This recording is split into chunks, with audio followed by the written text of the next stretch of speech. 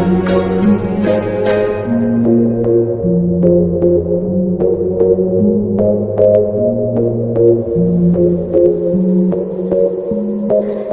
Guys, Eid মুবারক। কেমন আছো তোমরা সবাই? আশা করি তোমরা সবাই অনেক ভালো আছো। আমিও আছি মোটামুটি।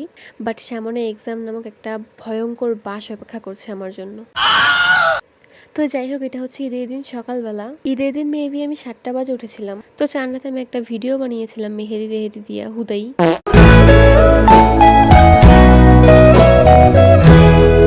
তো আমি মেহেদি দিয়েছিলাম, সাথে আমার বোনকেও মেহেদি দিয়ে দিয়েছিলাম। আমি অত ভালো মেহেদি দিতে পারি না, তাও ট্রাই করছি। আবার চান রাত থেকে ঈদের দিন সকালে চলে গেলাম। তো আমি জুতোগুলোকে ঠাস করে ফেলে টাস করে পরে ফেললাম। গাইস, আমি ঈদের দিন অনেক জায়গায় ঘুরতে গেছিলাম, যেমন Instagram, Facebook, YouTube, Messenger, gallery ইত্যাদি।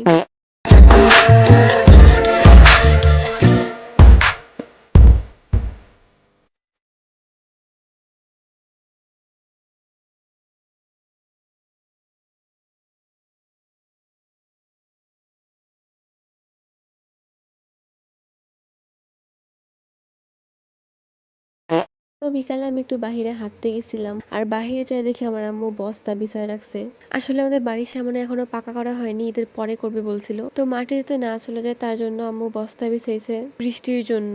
তো বাহিরে গিয়ে দেখলাম আকাশটা অনেক সুন্দর ছিল। ভাই, আমি ভিডিও বানাইতেছি আর লোকজন আমার দিকে এমন ভাবে তাকায় রয়েছে, মনে হচ্ছে আমি সিরাজামা পরে রয়েছি। তো আমি একটা পাখি দেখলাম গাছের মধ্যে বসে আছে, কিন্তু কথা হচ্ছে পাখিরা কেন ঈদের জামা পরলো না? ওরা মনে হয় অনেক গরিব, তার জন্য ঈদের জামা কিনতে পারিনি। তো আমি আমার সুন্দর 350 লাখ টাকার জুতো তোমাদের দেখিয়েছি। তো আরেকটা পাখি দেখলাম, তো ওই পাখিটার অনুমতি ছাড়া ভিডিও করতে জন্য চলে গেল।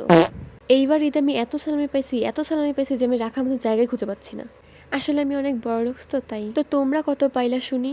এই দুনিয়াতে আমার থেকে বেশি সালামি কেউই পাবে না। আমার মতো তার কেউ বড় লোক না, তাই। তো যাই হোক, ঈদের দিন সন্ধ্যাবেলায় একটু বৃষ্টি হচ্ছিল, অনেক জোরেই বৃষ্টি হয়েছে। আমি অনেক খুশি হয়েছি, কারণ যারা যারা ঘুরতে গেছে তাদের তো অবস্থা শেষ। যাই হোক, আমি বৃষ্টি থামার পর আমি একটু বাইরে গিয়েছিলাম, যাই দেখি এত সুন্দর ছিল আকাশটা।